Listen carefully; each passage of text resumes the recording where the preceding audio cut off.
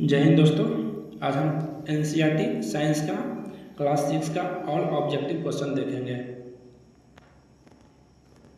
पहला क्वेश्चन है सही मिलान करें। कहता है कार्बोहाइड्रेट क्या करता है, ऊर्जा प्रदान करता है। प्रोटीन क्या करता है, शरीर को वृद्धि करने में मदद करता है, शरीर वर्धक भोजन है।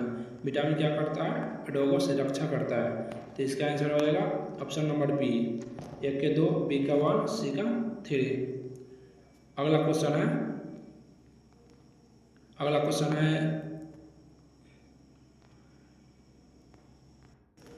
सत्य कथन का चयन करें। रुक्षांश शरीर को कोई पोषक तत्व प्रदान नहीं करता है, तो ये सही है, पोषक तत्व प्रदान नहीं करता।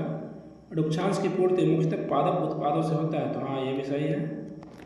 यह हमारे भोजन का आवश्यक अवयव नहीं है, तो ये गलत है, अवयव है।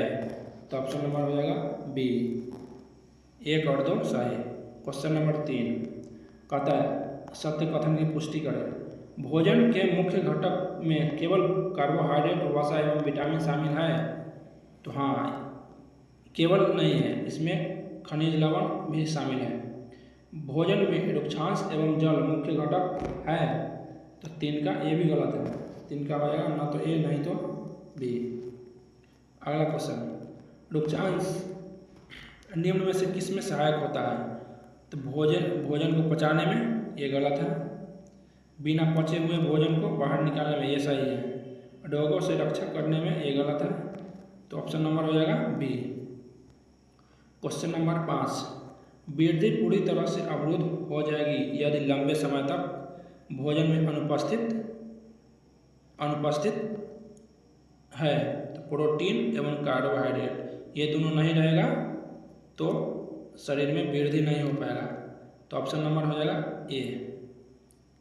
अगला क्वेश्चन, मंड की उपस्थिति का परीक्षण करने के लिए खाद्य पदार्थ पर किस रसायन की बूंद डाला जाता है। तो कॉपर सल्फेट विलयन नहीं, कॉस्टिक सोडा विलयन नहीं, आयोडीन विलयन, हाँ आयोडीन डाला जाता है, इसका आंसर हो जाएगा आयोडीन। अगला क्वेश्चन क्या कहता है, क्वेश्चन नंबर 7 कहता है, अगला क्वेश्चन कहता है कांच, जल, वायु तथा सभी प्लास्टिक पारदर्शी पदार्थ के उदाहरण हैं, तो ये गलत है, ये नहीं है। दूसरा कहता है ऐसे पदार्थ जिनसे आर पार वस्तुओं को देखा जा सकता है उन्हें पारदर्शी कहते हैं, ये सही है। कारण सही है, कथन गलत है। तो इसमें पहला कहता है कथन एवं कारण दोनों सत्य है, ये गलत हो जाएगा। कथन सत्य परंतु कारण असत्य है, ये भी गलत है। कथन असत्य परंतु कारण सत्य है, ये सही हो जाएगा। तो इसका आंसर हो जाएगा ऑप्शन नंबर सी, 7 का ऑप्शन नंबर सी हो जाएगा। नेक्स्ट क्वेश्चन, निम्न पर विचार करें। सभी धातुएं चमकदार होते हैं, हाँ, तो इसका आंसर इसका 1 नंबर सही होगा, सभी धातुएं चमकदार होते हैं। वायु से क्रिया कर कुछ धातुएं अपनी चमक खो देती है, तो हाँ ये भी सही है, खो देती है। 9 नंबर क्वेश्चन कहता है पदार्थों के समूहीकरण के बारे में निम्नलिखित कथनों पर विचार करें। कहता है पदार्थों को उनके गुणों में समानता और अंतर के आधार पर समूहित किया जा सकता है, तो हाँ कोई भी पदार्थ को उसके गुणों में समानता और अंतर के आधार पर बांट सकते हैं, ये सही हो जाएगा।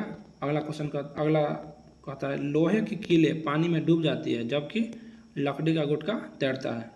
इसलिए क्योंकि लोहे की कीलें पानी में डूब इसलिए जाता है क्योंकि इसका घनत्व अधिक होता है पानी की तुलना में, जबकि लकड़ी का गुटका का तैरता है इसलिए क्योंकि पानी की तुलना में इसका घनत्व कम होता है, तो ये भी सही हो जाएगा।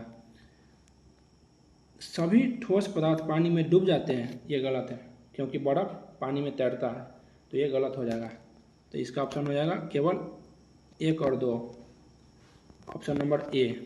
अगला क्वेश्चन नंबर 10 कहता है निम्नलिखित में से कौन सही सुमेलित है। निस्तारण जो अनाज से भूसा को पृथक करता है, ये गलत है, ये बालू, रेत और जल के मिश्रण को जल से अलग करता है। वाष्पन द्रव में घुले ठोस का अलग करता है, तो हाँ ये सही है, ऑप्शन नंबर 2 सही है। निष्पादन, ये रेत एवं जल के मिश्रण से जल को अलग करता है, ये गलत है। तो इसका ऑप्शन हो जाएगा केवल 2, बी नंबर। अगला क्वेश्चन, पृथक्करण की विधियों के बारे में निम्नलिखित कथनों पर विचार कीजिए। हाथ से चुनना अनाज से पत्थर और भूसी जैसी थोड़ी बड़ी अशुद्धियों को अलग करने की एक सुविधाजनक विधि है, तो हाँ ये सही है। थ्रेसिंग डंठलों के गुठड़ों से अनाज के बीजों को अलग करने की प्रक्रिया है, तो हाँ ये भी सही है।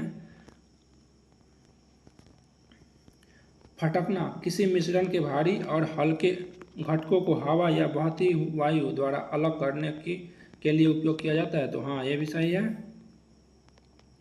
छानना उन द्रवों को मिश्रण को अलग करने के लिए उपयोग किया जाता है जो आपस में नहीं मिलते हैं। ये द्रव छानना से नहीं, इसमें द्रव का नहीं होता है।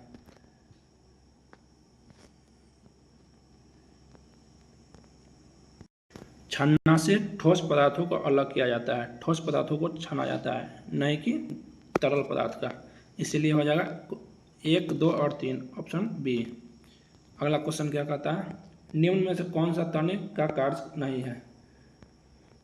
कहता है पहला, तने जल एवं खनिज लवणों को पत्तियों तक ले आता है, तो हाँ ये सही है।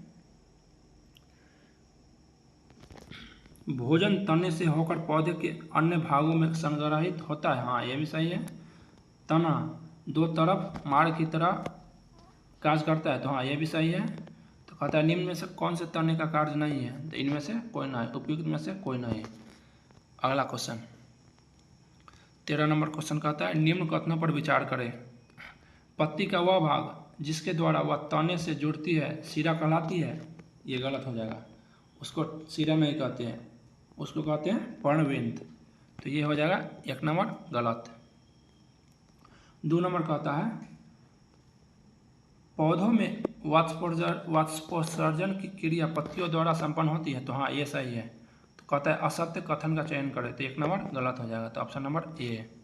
अगला क्वेश्चन क्या कहता है, पौधों के प्रकारों के बारे में निम्नलिखित कथनों पर विचार करें। जिन पौधे के तने हरे और कोमल होते हैं उन्हें शाक कहते हैं, हाँ ये सही है। अगला ऑप्शन का क्या कहता है, झाड़ियों में तने के आधार के पास से शाखाएं निकलती है और इनका तना कठोर होता है लेकिन बहुत मोटा नहीं होता है, तो ये भी सही है। वृक्ष बहुत ऊंचे पौधे होते हैं जिनके तने कठोर और मोटे होते हैं, इनकी शाखाएं ऊपरी भाग से निकलती हैं, तो हाँ ये भी सही है।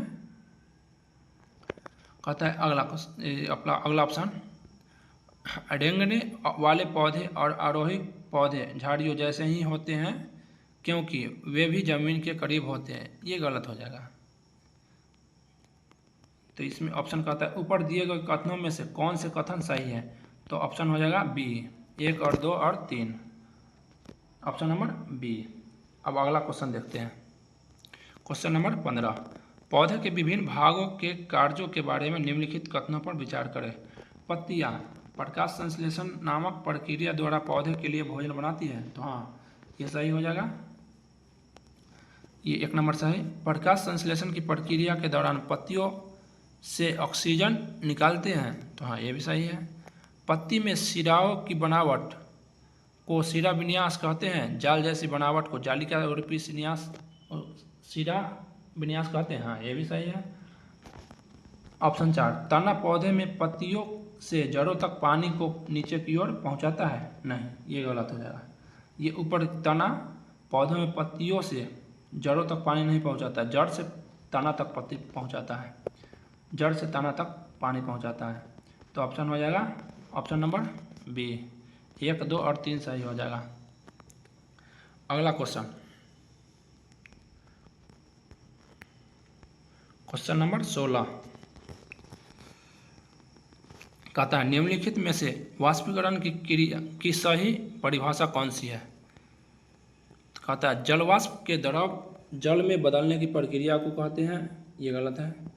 जल के उसकी वाष्प में बदलने की प्रक्रिया को कहते हैं, हाँ ये सही होगा। हवा द्वारा भारी और हल्के घटकों को अलग करने की प्रक्रिया, ये गलत हो जाएगा। किसी मिश्रण को अलग करने के लिए उससे महीन छिद्रों से गुजारने में, ये गलत हो जाएगा। तो ऑप्शन नंबर हो जाएगा बी। क्वेश्चन नंबर 17, निम्न कथनों पर विचार करें। उपास्थियों के कारण शरीर के किसी भी भाग को मोड़ अथवा घुमा सकते हैं, ये गलत है, नहीं घुमा सकते हैं। तो 1 नंबर हो जाएगा, 1 नंबर ऑप्शन गलत। 2 नंबर, शरीर में जहाँ पर 2 हिस्से एक दूसरे से जुड़ते हैं उसे उपास्थि कहते हैं, नहीं, ये भी गलत हो जाएगा।